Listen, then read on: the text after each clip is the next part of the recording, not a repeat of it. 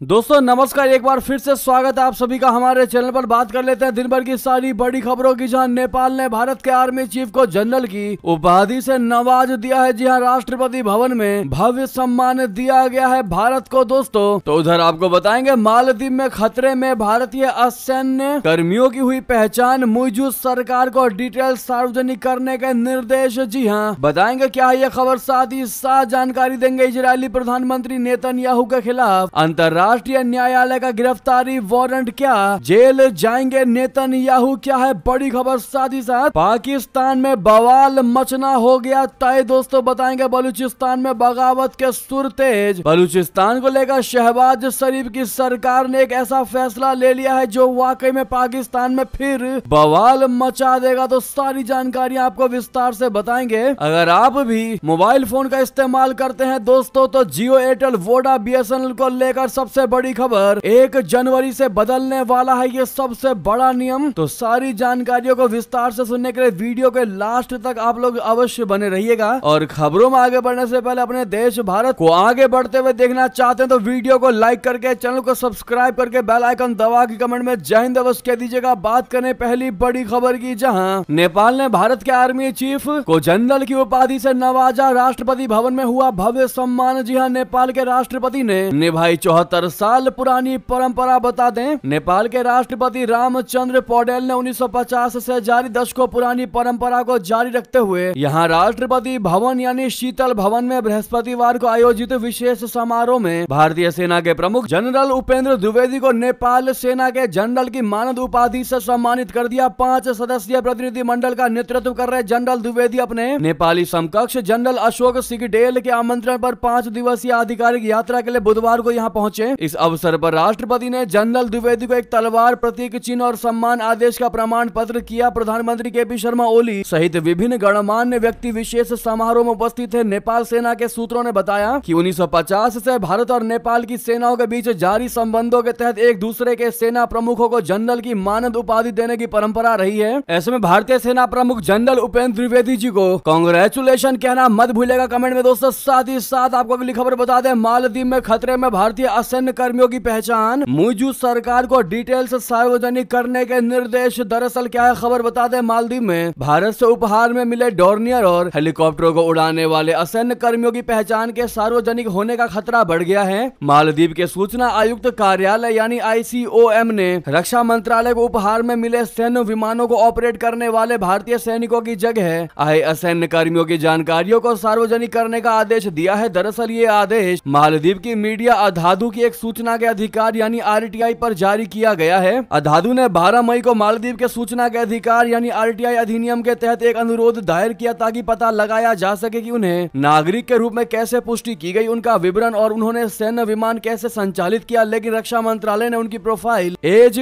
Gender और क्या उन्होंने पहले भारतीय सेना में सेवा की थी, इस पर जानकारी को क्लासिफाइड करने का फैसला किया। मंत्रालय ने 17 नवंबर 2023 से विमान द्वारा की गई यात्राओं की संख्या को भी वर्गीकृत करने का फैसला किया है। जी हाँ, अब ऐसे में रक्षा मंत्रालय द्वारा अनुरोधित जानकारी का खुलासा न करने के निर्णय के बाद अधादू ने मालदीव के सूचना आयुक्त कार्यालय ICOM के साथ शिकायत दर्ज की है। अब ऐसे में सूचना आयुक्त अहमद अहीद रशीद द्वारा भेजे गए दस्तावेज ने रक्षा मंत्रालय को 5 कार्य दिवसों के भीतर अधादू को विवरण प्रदान करने का आदेश दिया है। अब ऐसे में दोस्तों इन भारतीय असैन्य कर्मियों की पहचान सार्वजनिक होने का खतरा वाकई में बढ़ गया है। अगर ऐसा होता है तो भारत के साथ जो मालदीव की डील हुई है उसमें एक बहुत बड़ी, आप कह सकते हैं कि घुसपैठ होगी और इन असैन्य कर्मियों की आइडेंटिटी लीक हो सकती है। साथ ही साथ अगली खबर बता दें, क्या जेल जाएंगे नेतन्याहू, इजरायली प्रधानमंत्री नेतन्याहू के खिलाफ अंतरराष्ट्रीय न्यायालय का गिरफ्तारी वारंट जारी। बता दें, इंटरनेशनल क्रिमिनल कोर्ट यानी ICC ने इजरायली प्रधानमंत्री बेंजामिन नेतन्याहू के खिलाफ वार क्राइम और मानवता के खिलाफ अपराध के आरोपों में गिरफ्तारी वारंट जारी किया है। ये पहला मौका है जब किसी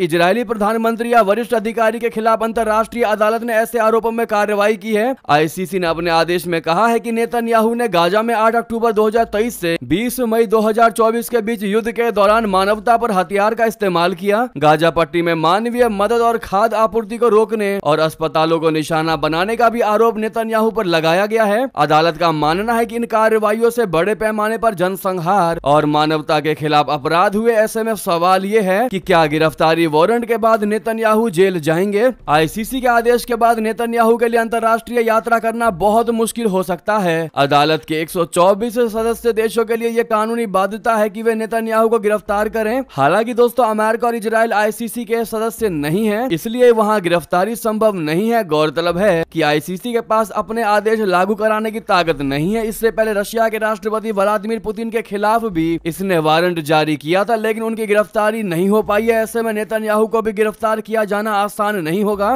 दोस्तों इस आईसीसी कानून के तहत 124 सदस्य देश आते हैं। अगर इन 124 सदस्य देशों में यात्रा करते हैं नेतन्याहू, तब उनकी गिरफ्तारी के चांसेस 100% है। जी हाँ, यानी कि वहां मजबूरन उन देशों को 124 के लिस्ट में जो भी देश हैं दोस्तों, उनको मजबूरन नेतन्याहू या फिर व्लादिमीर पुतिन को गिरफ्तार करना ही होगा। लेकिन ना तो अपना भारत इस 124 सदस्य देशों की लिस्ट में शामिल है, ना ही अमेरिका जैसे देश। ऐसे में नेतन्याहू को इन देशों में जाने की जरा भी टेंशन नहीं होने वाली। लेकिन जैसे ही नेतन्याहू के खिलाफ ये वारंट जारी हुआ, तुरंत अमेरिका भड़क गया दोस्तों और कह दिया कि उनका अधिकार नहीं है कि वो नेतन्याहू को गिरफ्तार कर सके। यहाँ तक कि डोनाल्ड ट्रंप भी नाराज दिखाई दिए। जी हाँ, इजरायली पीएम नेतन्याहू के खिलाफ आईसीसी के वारंट को संयुक्त राज्य अमेरिका ने खारिज कर दिया। व्हाइट हाउस ने इस घटना पर अपना बयान जारी करते हुए कहा है कि संयुक्त राज्य अमेरिका अंतर्राष्ट्रीय न्यायालय द्वारा इजरायली पीएम नेतन्याहू और पूर्व रक्षा मंत्री योव गैलेंट के खिलाफ लिए गए फैसले को मौलिक रूप से खारिज करता है। तो वहीं आगामी ट्रंप प्रशासन के राष्ट्रीय सुरक्षा सलाहकार ने भी आईसीसी के इस फैसले पर कड़ी प्रतिक्रिया दी है। अगली खबर बता दें, पाकिस्तान में बवाल तय, बलूचिस्तान में बगावत के सुर हुए तेज, अब सेना की कार्रवाई से सुलझ सकते हैं हालात। दोस्तों पाकिस्तान की सरकार अक्सर अपने ही राज्य बलूचिस्तान के साथ दोयम दर्जे का व्यवहार करती है। ये बात पूरी दुनिया जानती है। पाकिस्तान सरकार के इस रवैये के चलते अक्सर बलूचिस्तान में विरोधी सुर उभरने लगते हैं। अब एक बड़ा फैसला लेते हुए प्रधानमंत्री शहबाज शरीफ ने बलूचिस्तान में सेना तैनात करने का आदेश जारी कर दिया है। जी हाँ, 19 नवंबर को इस्लामाबाद में हुई उच्च स्तरीय बैठक के बाद इस फैसले की घोषणा कर दी गई है, जिसमें प्रधानमंत्री के साथ उनकी कैबिनेट, बलूचिस्तान के मुख्यमंत्री और सेना के वरिष्ठ अधिकारी शामिल थे। इस फैसले का उद्देश्य बगावती गुटों का सफाया करना है, लेकिन विशेषज्ञों का मानना है कि इससे स्थिति और विस्फोटक हो सकती है। वहीं आपको बता दें, पाकिस्तान में पैसेंजर वैन पर बड़ा आतंकी हमला, गोलियों से भून डाले 32 यात्रियों को। जी हाँ, पाकिस्तान के खैबर पख्तूनख्वा प्रांत के लोअर कुर्रम जिले में आतंकियों ने एक पैसेंजर वैन पर अंधाधुंध गोलियां बरसा दी, जिसमें 32 लोगों की मौत हो गई। इस हमले में कई लोग, जिनमें महिलाएं और एक पुलिस अधिकारी भी शामिल है, गंभीर रूप से घायल हुए हैं। इन घटना के होने के बाद पूरे इलाके में दहशत का माहौल पैदा हो गया है। जी हाँ, साथ ही साथ बता दें, इसी से जुड़ी खबर, गधे पर लाद कर ले जा रहा है अपने सैनिकों के शव। पाकिस्तान की शर्मनाक हरकत का वीडियो हो गया वायरल। दोस्तों, देश की रक्षा के लिए अपनी जान देने वाले सैनिकों को देश सम्मान के साथ अंतिम विदाई देता है, लेकिन पाकिस्तान ने तो इस मामले में भी ऐसी घिनौनी हरकत कर दी है, जिसका वीडियो देखकर लोग पाकिस्तान की जमकर आलोचना कर रहे हैं। आतंकवादियों से लड़ाई में शहीद हुए सैनिकों को पाकिस्तान सम्मानजनक विदाई देना तो दूर, उनके शवों को सही तरीके से ले भी नहीं जा पा रहा है। पाकिस्तान का प्रशासन शहीद सैनिकों के शव को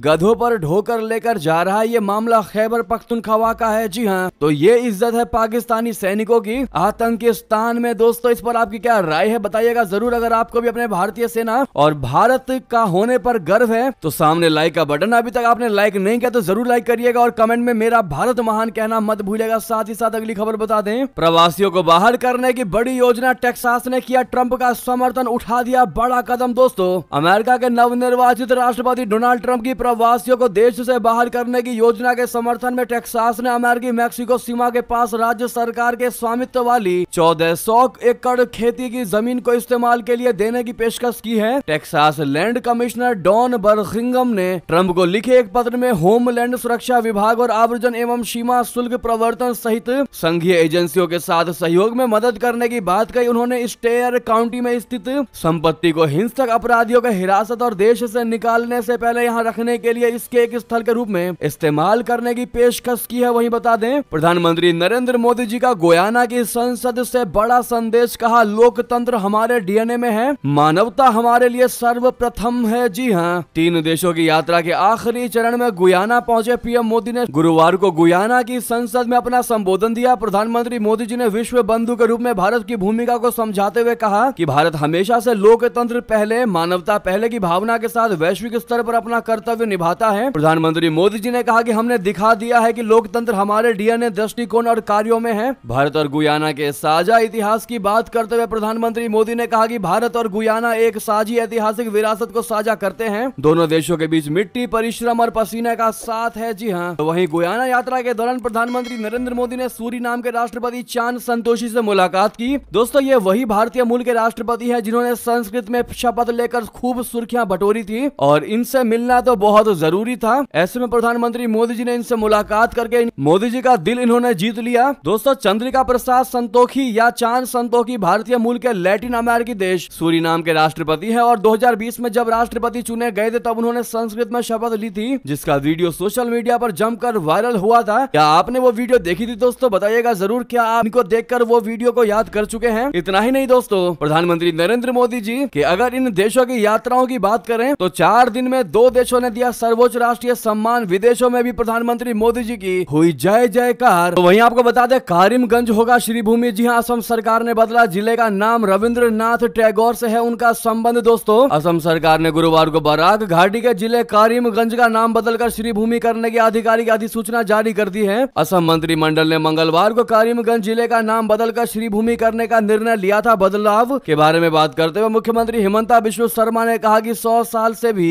पहले कवि गुरु रविंद्रनाथ टैगोर ने असम के आधुनिक कारिमगंज जिले को श्रीभूमि बोले तो मां लक्ष्मी जी की भूमि बताया था। आज असम कैबिनेट ने अपने लोगों की इस लंबे समय से चले आ रहे मांग को पूरा कर दिया। क्या आप असम सरकार द्वारा लिए गए इस बदलाव का समर्थन करेंगे? दोस्तों, साथ ही साथ बता दें, विकासशील देशों के लिए जलवायु वित्त से ध्यान हटाने के प्रयास अस्वीकार्य है। जी हाँ, COP29 में भारत का 2 टूक बयान। अजरबैजान के बाकू में आयोजित संयुक्त राष्ट्र जलवायु परिवर्तन सम्मेलन में अमीर देशों द्वारा विकासशील देशों के लिए वित्तीय सहायता पर ध्यान न देने पर निराशा जताई है। भारत ने गुरुवार को कहा कि वो विकासशील देशों के लिए जलवायु वित्तीय सहायता से ध्यान हटाकर केवल उत्सर्जन में कमी लाने पर ध्यान केंद्रित करने के किसी भी प्रयास को स्वीकार नहीं करेगा। बयान में कहा गया है कि जलवायु परिवर्तन से लड़ाई में अगर वित्त, प्रौद्योगिकी और क्षमता निर्माण में पर्याप्त सहायता नहीं मिलती तो इसका प्रभाव गंभीर होगा। वहीं बता दें, पश्चिम एशिया तनाव के बीच इजराइल को भारत से उम्मीद। कहा इस साल आएंगे 10,000 भारतीय पर्यटक। जी हां, पश्चिम एशिया तनाव के बीच इजराइल को भारत से बहुत बड़ी उम्मीद है। इजराइल ने कहा कि इस साल 10,000 भारतीय पर्यटक इजराइल आ सकते हैं। तो वहीं इजराइल अगले साल भारतीय पर्यटकों के लिए ई वीजा सुविधा शुरू करने की तैयारी कर रहा है। इजराइल पर्यटन मंत्रालय की भारत की मार्केटिंग निदेशक अमृता बंगेरा ने बताया कि इस साल अक्टूबर तक 8500 भारतीय पर्यटक इजराइल की यात्रा कर चुके हैं। पश्चिम एशिया तनाव को लेकर अमृता बंगेरा ने दावा किया है कि इजराइल में पर्यटकों की पूरी सुरक्षा की जा रही है। संघर्ष केवल सीमावर्ती क्षेत्रों तक ही सीमित है। वहीं बता दें, क्या अगला निशाना होगा पोलैंड में बना अमेरिकी मिसाइल बेस? रूस ने दे डाली खुली धमकी, भीषण युद्ध की तैयारी। जी हां, रशिया ने गुरुवार को चेतावनी देते हुए कहा है कि पोलैंड में अमेरिकी मिसाइल रक्षा बेस को तबाह करने का लक्ष्य बनाया जा सकता है। इतना ही नहीं, रूस ने दावा किया है कि वो इस बेस को मिटाने के लिए एडवांस हथियारों की लंबी रेंज का इस्तेमाल कर सकता है। रूस का ये बयान यूक्रेन पर अपनी पहली अंतर महाद्वीपीय बैलिस्टिक मिसाइल बोले तो ICBM हमले के बाद आया है। साथ ही बता दें कि आखिर समुद्र के अंदर घुसकर कौन काट करके चला जा रहा इंटरनेट केबल्स? रशिया पर क्यों है यूरोप को शक? बता दें, रशिया और यूरोपीय देशों में बढ़ते तनाव के बीच बाल्टिक सागर के अंदर इंटरनेट केबल के कटने की खबर आई है, जिससे यूरोप के देशों में सुगबुगाहट बढ़ गई है। दूरसंचार कंपनी टेलिया लिथुआनिया के अनुसार रविवार को लिथुआनिया और स्वीडन के बीच एक केबल काट दी गई है। वहीं फिनलैंड की दूरसंचार कंपनी सीनिया ने बताया है कि फिनलैंड और जर्मनी को जोड़ने वाली उसकी एक केबल भी सोमवार को बाधित हो गई है। गौरतलब है कि अटलांटिक महासागर के हिस्से के रूप में बाल्टिक सागर यूरोपीय देशों और रशिया की सीमा से घिरा हुआ है। इससे पहले अमेरिका ने कुछ दिनों पहले ही ये चेतावनी दी थी कि रशिया यूरोप के अहम समुद्री इंफ्रास्ट्रक्चर को निशाना बना सकता है। वहीं बता दें, सिर्फ आलोचना करने पर ही इस देश के प्रधानमंत्री हो गए बर्खास्त। क्या है पूरा मामला, जो जानकर आप भी रह जाएंगे दंग। बता दें, क्या आप कभी सोच सकते हैं कि किसी की आलोचना करने पर किसी देश का प्रधानमंत्री बर्खास्त हो सकता है? शायद नहीं, मगर ये हुआ है दोस्तों, वो भी एक पश्चिमी देश अफ्रीका में, जहां प्रधानमंत्री को आलोचना करना भारी पड़ गया। मामला इतना अधिक गंभीर हो गया कि प्रधानमंत्री को उनके पद से हटा दिया गया। ये सच्ची और हैरान कर देने वाली घटना माली देश में घटी है। बताया जा रहा है कि माली के प्रधानमंत्री चेओगुएल मैगा पर देश के सैन्य शासन की निंदा करने का आरोप लगा था। इसके बाद बुधवार को उनको बर्खास्त कर दिया गया। माली के सैन्य नेता कर्नल आसिमी गोइता ने इस संबंध में राष्ट्रपति का आदेश जारी किया। राष्ट्रपति के महासचिव ने सरकारी टेलीविजन चैनल ORTM पर यह आदेश पढ़ा। तो वहीं बता दें, 4 पत्थरों से शुरू होकर हवाई अड्डे के पास 1 एकड़ में फैल गई दरगाह। प्रशासन ने बुलडोजर चलाकर किया जमीन दोज। जी हां, नवी मुंबई में गुरुवार को एक दरगाह को गिरा दिया गया। बताया जा रहा है कि ये दरगाह अनधिकृत जगह पर बनी हुई है, जिस वजह से इसको गिरा दिया गया है। ये दरगाह अंतर्राष्ट्रीय हवाई अड्डे के बनी थी। ये जानकारी city and industrial development corporation के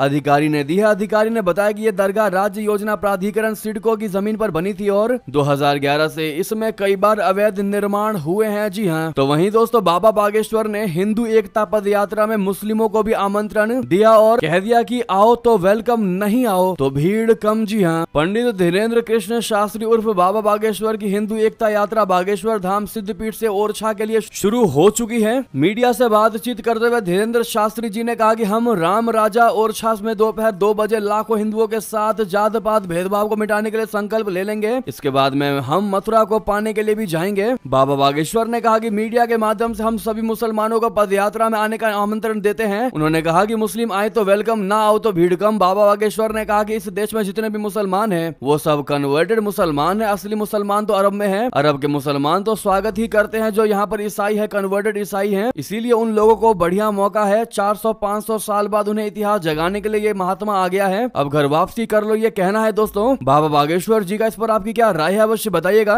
धीरेन्द्र शास्त्री के इस बयान को लेकर तो वहीं बता दें, डोनाल्ड ट्रंप के कार्यकाल में अमेरिका के अटॉर्नी जनरल नहीं बनेंगे मैट गेट, वापस ले लिया नाम। दोस्तों अमेरिका के निर्वाचित राष्ट्रपति डोनाल्ड ट्रंप का दूसरा और अंतिम कार्यकाल 20 जनवरी 2025 से शुरू होगा। पद संभालने से पहले ट्रंप अहम सरकारी विभागों और संवैधानिक पदों पर पदाधिकारियों को नामित कर रहे हैं। उन्होंने अमेरिका के अटॉर्नी जनरल पद के लिए मैट गेट्स को नामित किया था, लेकिन गेट्स ने पद संभालने से इनकार करके अपना वापस ले लिया नाम वापस लेने के बाद डोनाल्ड ट्रंप ने कहा कि अटॉर्नी जनरल पद के लिए मैट गेट्स को चुनने का उनका फैसला बिल्कुल सही था, लेकिन वे ध्यान भटकाने का कारण बनना नहीं चाहते थे। इसी दलील के साथ उन्होंने नाम वापस लेने का फैसला लिया। तो वहीं बता दें, पाकिस्तान के भिखारियों से परेशान हुआ सऊदी अरबिया, हज के नाम पर मांगते हैं भीख। अब हुआ बड़ा एक्शन दोस्तों। हर साल लाखों करोड़ों की तादाद में दुनिया भर के मुसलमान हज और उम्रह करने के लिए सऊदी अरब स्थित पवित्र तीर्थ स्थल मक्का मदीना आते हैं। इसमें पाकिस्तानी लोग भी शामिल है। सऊदी अरब की सरकार पाकिस्तान से आ रहे इन लोगों को लेकर खासी परेशान है। यहाँ तक कि रियाद ने इस मसले को लेकर पाकिस्तानी अधिकारियों को चेतावनी भी दी है। दरअसल पाकिस्तान से हज और उम्रह के नाम पर सऊदी आने वाले लोगों में एक तबका भिखारियों का है, जो सऊदी अरब पहुंचते हैं और वहां भीख मांगना शुरू कर देते हैं। इतना ही नहीं, इन भिखारियों का एक बड़ा नेटवर्क बन चुका है जो सऊदी में चल रहा है। अब ऐसे में पाकिस्तानी शहबाज सरकार इन पर एक्शन लेने वाली है। सऊदी अरब में पाकिस्तानी भिखारियों को लेकर रियाद की नाराजगी के बाद अब पाकिस्तान की अकल ठिकाने आ चुकी है। शहबाज शरीफ सरकार ने सऊदी अधिकारियों को भरोसा दिलाया है कि पाकिस्तान से सऊदी अरब में भिखारियों को भेजने वाले नेटवर्क को खत्म करने के लिए प्रभावी कदम उठाए जाएंगे। तो वहीं आपको बता दें, पाकिस्तान में हिंदुओं पर जुल्म जारी, नाबालिग को अगवा करके धर्मांतरण और फिर शादी के लिए कर दिया मजबूर। दोस्तों पाकिस्तान के सिंध प्रांत से फिर से एक शर्मनाक घटना सामने आई है, जहां 10 साल की नाबालिग हिंदू लड़की को अगवा करके जबरन धर्मांतरण और विवाह के लिए मजबूर किया गया। ये घटना न केवल अल्पसंख्यकों के अधिकारों का हनन है, बल्कि मानवता पर भी सवाल खड़े करती है। वहीं बता दें, न्यूजीलैंड में क्यों सड़कों पर उतरे 35,000 लोग इस बिल का कर रहे जमकर विरोध प्रदर्शन। दोस्तों न्यूजीलैंड की राजधानी वेलिंगटन में स्वदेशी हाका के नारे गूंज उठे हैं, क्योंकि हजारों लोगों ने सड़कों पर उतरकर एक बिल के विरोध में प्रदर्शन किया। बिल का विरोध करने वालों की माने तो ये बिल संस्थापक सिद्धांतों पर प्रहार करता है और माओरी लोगों के अधिकारों को कमजोर करता है। हिकोई मोते तिरिटी मार्च 10 दिन पहले ही देश के सुदूर उत्तर में शुरू हुआ था और हाल के दशकों में देश के सबसे बड़े विरोध प्रदर्शनों में से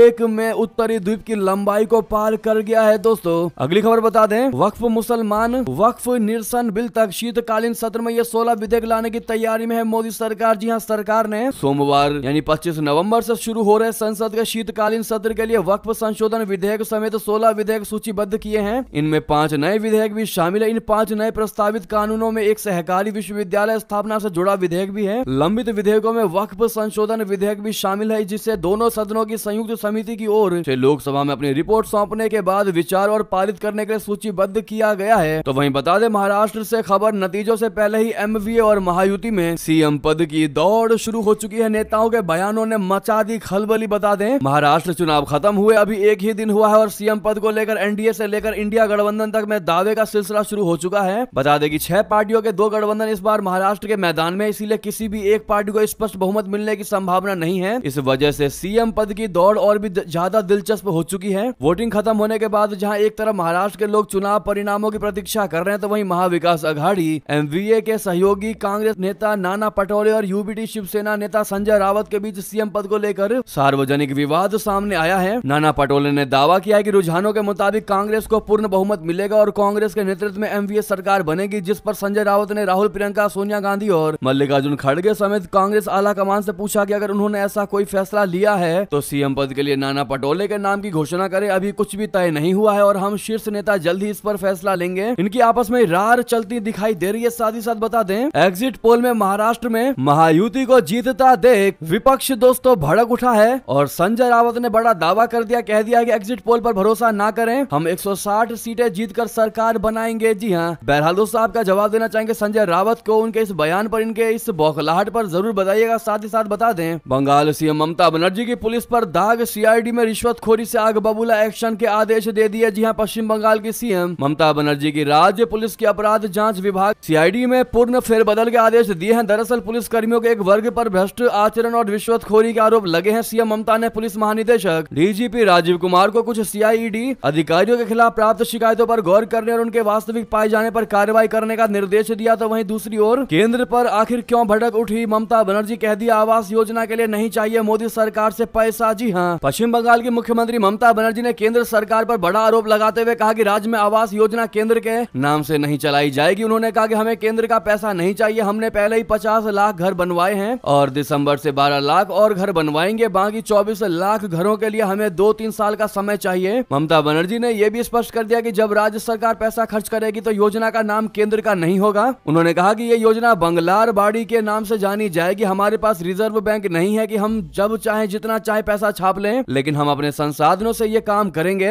पर मोदी सरकार का पैसा नहीं चाहिए। यानी कि दोस्तों एक तरीके से अंगूर खट्टे है वाली स्थिति होती नजर आ रही है ममता बनर्जी की। इस पर आपकी क्या राय है दोस्तों? तो वहीं आपको बता दें, आबकारी नीति मामला यानी लिक्वर पॉलिसी केस में अरविंद केजरीवाल के खिलाफ कार्रवाई पर रोक से हाईकोर्ट का इनकार, ईडी से मांग दिया जवाब। जी हां, आबकारी नीति मामले में आम आदमी पार्टी के राष्ट्रीय संयोजक अरविंद केजरीवाल को झटका लगा है। दिल्ली हाईकोर्ट ने मनी लॉन्ड्रिंग मामले में निचली अदालत में अरविंद केजरीवाल के खिलाफ जारी कार्रवाई पर फिलहाल रोक लगाने से इनकार कर दिया। इसके अलावा हाईकोर्ट ने ईडी के आरोप पत्र पर संज्ञान लेने के निचली अदालत के फैसले के खिलाफ अरविंद केजरीवाल की याचिका पर ईडी से जवाब मांगा है। साथ ही साथ बता दें, पीएफ यूएएन अकाउंट को लेकर सरकार का सबसे बड़ा कदम, ईपीएफओ को दे दिया आदेश, करोड़ों मेंबर्स को होगा फायदा। दोस्तों केंद्र सरकार ने कर्मचारी भविष्य निधि संगठन यानी ईपीएफओ को निर्देश दिया है कि वो ये सुनिश्चित करें कि रोजगार से जुड़ी प्रोत्साहन यानी ईएलआई योजना का लाभ उठाने के लिए कर्मचारियों का सार्वभौमिक खाता संख्या यानी यूएएन एक्टिव हो। श्रम एवं रोजगार मंत्रालय की ओर से जारी बयान में कहा गया है कि कर्मचारी भविष्य निधि संगठन प्रभावी पहुंच के लिए अपने क्षेत्रीय और जोनल कार्यालयों को शामिल करेगा। दोस्तों यूएएन को सक्रिय करने से कर्मचारियों को ईपीएफओ की व्यापक ऑनलाइन सेवाओं तक निर्बाध पहुंच मिलती है, जिससे वे अपने भविष्य निधि यानी पीएफ खातों का आसानी से मैनेज कर सकते हैं। साथ ही साथ बता दें, 1 जनवरी से बदल रहा टेलीकॉम का नियम जियो, एयरटेल, वोडा, बीएसएनएल पर पड़ेगा सीधा असर। क्या असर पड़ेगा, नेगेटिव या पॉजिटिव? बता दें, सरकार की तरफ से टेलीकॉम के नियमों में समय समय पर बदलाव किया जाता है। टेलीकॉम एक्ट में कुछ नए नियमों को जगह दी गई है। अब ये कहा गया है कि इसे फॉलो भी करना चाहिए। सभी राज्यों से इस नियमों को सख्ती से फॉलो करने के लिए कहा गया है। इसे राइट ऑफ वे यानी ROW रूल का नाम दिया गया था। हर राज्य की तरफ से इसे अडॉप्ट करने के लिए कहा गया था और चार्ज में छूट भी अलग अलग राज्य को दी गई थी। ईटी की रिपोर्ट में दावा किया गया है कि नया नियम 1 जनवरी से लागू होने जा रहा है। ऑप्टिकल फाइबर और टेलीकॉम टावर इंस्टॉल करने में इसे बूस्ट किया जाएगा। टेलीकॉम ऑपरेटर्स और इंफ्रास्ट्रक्चर प्रोवाइडर्स को भी इससे काफी मदद मिलने वाली है। डॉट सचिव नीरज मित्तल ने इस मामले पर सभी राज्यों के सचिव को पत्र लिखा है। उन्होंने कहा कि सभी 30 नवंबर तक सुनिश्चित करें 1 जनवरी से ROW पोर्टल के नए नियमों को लागू किया जाएगा। दोस्तों साथ ही बता दें, दिल्ली में केंद्रीय कर्मचारियों की ऑफिस टाइमिंग में भी बड़ा बदलाव कर दिया गया है। सरकार ने फैसला ले लिया है। जी हाँ, केंद्रीय कार्मिक मंत्रालय की ओर से जारी आदेश में कहा गया है कि कार्यालयों में सुबह 9 बजे से शाम 5:30 बजे तक या सुबह 10 बजे से शाम 6:30 बजे तक काम किया जाएगा। इसी बीच ये थी की सारी बड़ी खबर। आपको खबर कैसी लगी बताना बिल्कुल मत भूलिएगा और वीडियो को लाइक करके चैनल को सब्सक्राइब करके बेल आइकन दबा के कमेंट में जय हिंद कहते हुए इस वीडियो को शेयर कर दीजिएगा दोस्तों में, भाइयों में, साथियों में, रिश्तेदारों में, व्हाट्सएप, फेसबुक, एक्स के माध्यम से। मिलता अगली खबर में। बहुत बहुत धन्यवाद। जय हिंद, जय भारत।